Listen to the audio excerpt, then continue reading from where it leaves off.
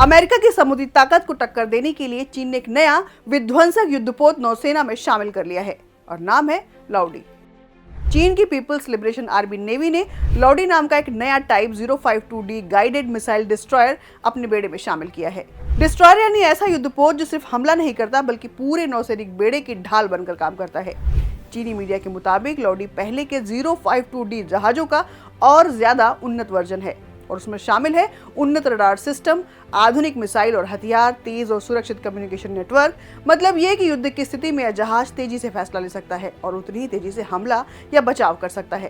तो कुल मिलाकर लाओडी 3 बड़ी भूमिका में है। पहला, हवाई और मिसाइल रक्षा, यानी दुश्मन के फाइटर जेट या मिसाइल से अपने बेड़ों को बचाना। दूसरा, दुश्मन के समुद्री या जमीनी ठिकानों पर लंबी दूरी से हमला करना, साथ ही दूसरे जहाजों को निर्देश देना और संयुक्त ऑपरेशन को लीड करना। और यही वजह है कि लाओडी जैसे जहाज किसी भी नौसैनिक टास्क फोर्स की लीड माने जाते हैं। बीबीसी समेत कई अंतर्राष्ट्रीय रिपोर्ट्स बताती हैं कि जहाजों की संख्या के हिसाब से चीन अब अमेरिका से भी आगे निकल चुका है। यानी आज दुनिया की सबसे बड़ी नौसेना संख्या के लिहाज से चीन की है।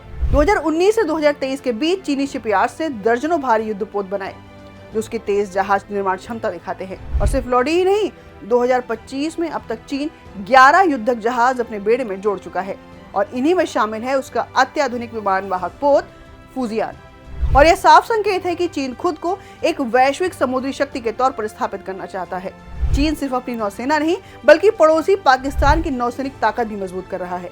हाल ही में चीन ने पाकिस्तान के लिए हंगोर श्रेणी की पनडुब्बी गाजी लॉन्च की है, जबकि दोनों देशों के बीच आधुनिक पनडुब्बियों को लेकर पहले से बड़ा समझौता मौजूद है।